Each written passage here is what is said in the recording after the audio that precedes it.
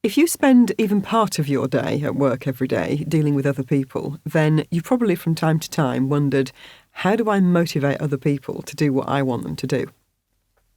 Well, there is a school of thought that says that you can't motivate other people. All you can do is create conditions in which they will motivate themselves. And to some extent, I agree with that. Having said that, though, there are things that you can do to make it much easier for someone else to get motivated. And one of those things is to have an understanding of how they motivate themselves. Now, there's been loads of stuff written about what motivates people. So if you're interested in knowing specifically what it is that gets people motivated, then there's plenty of things that you can read that will tell you about, whether it's achievement or it's being part of a team or it's the power to make a difference, all those sorts of things. But what I'm interested in today is how people get motivated in terms of the structure of the mental process that gets someone ready to undertake a particular task or activity. And really, there's only two possibilities here. So some people will be motivated to do a specific task because they can see that something good will come of it. Now, that could be a tangible reward. It could just be the pleasure of ticking it off the to-do list. It could be that someone else will be happy. But the focus is there's something good at the end of having done this particular task or activity. So some people will be really motivated in that way. And the way they motivate themselves will be to focus on that end result. The opposite then, or alternative, is what we call away from motivation, which is where someone is motivated to do a task because they can see that it'll cause a problem if they don't. So this isn't necessarily a punishment. It could be more like, well, if I don't get this done, it's going to be hanging around all evening and it'll be a distraction. Or it could be, if I don't get this done, somebody else will feel let down. Or if I don't get this done today, then I'm going to have too much to do tomorrow. So it isn't necessarily, if I don't get this done, I'll get the sack or somebody will shout at me. But it's definitely a problem that could be caused by not doing the task that generates the motivation. So we have two types of motivation, two distinctly different ways of getting yourself in the right frame of mind to do a task. So the towards motivation focuses on what's the positive end result of doing it. And the away from motivation focuses on what's the problem that will be caused if I don't do it. Now, the reason why this is useful to know about is that for most of us, we are fairly consistent about which one we use in a given context.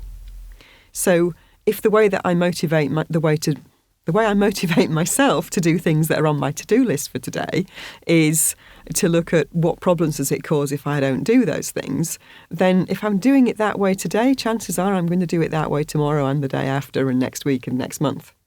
So if I know that that's how my mind works in that situation, then I can manage it.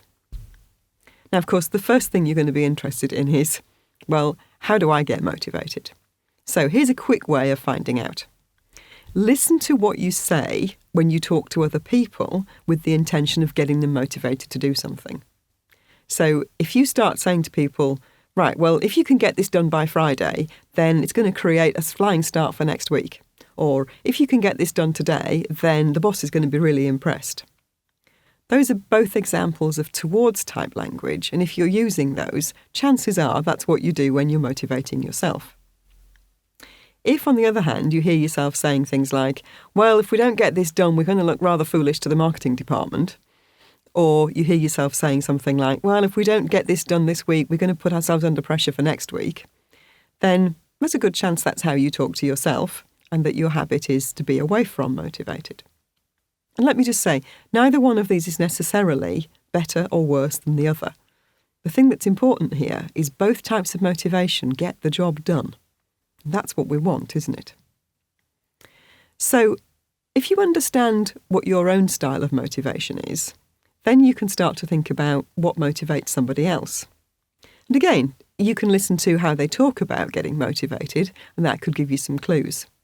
But there's also a real giveaway for people who tend to be more away from motivated. And what tends to happen with people who are away from motivated is that their work rate goes up dramatically when they're close to a deadline. So it's not exactly that they leave things to the last minute, But if something has a long deadline on it and doesn't seem particularly urgent, then they may take a long time to get started on it, especially if that's combined with a reactive pattern from the other meta programs. So somebody who's away from motivated will often be that person who works flat out in the last 48 hours before a major deadline. So if you find yourself doing that, chances are that it's the away from motivation that's driving you. And that's fine. If you work flat out for 48 hours, you're going to get a lot done. The piece of advice I would give you is make sure that if you've got an important deadline, that you clear your diary for the couple of days immediately before it, so that if you are going to end up working flat out, there isn't anything else to distract you. So if you know your pattern, then you can make use of it and you can accommodate it rather than fighting against it. So have a look around people that you work with, people you need to influence, and consider what you know about how they get motivated. Or start to ask them questions like, how do you motivate yourself to do something? And just listen to what they say. Do they talk to you about focusing on the benefits and the positive results? Or do they talk to you about what might happen if they didn't get it done? That will give you some really obvious clues about which way their mind is working. So once you know that, then you can start to use that language when you talk to that person so that you're effectively speaking their language. You're talking to them about getting motivated the way that they talk to themselves about getting motivated. Now, there's two real benefits to this. One is that it works. It will actually get them motivated. But the other one is that because you're matching the way that they talk to themselves, it'll be almost invisible.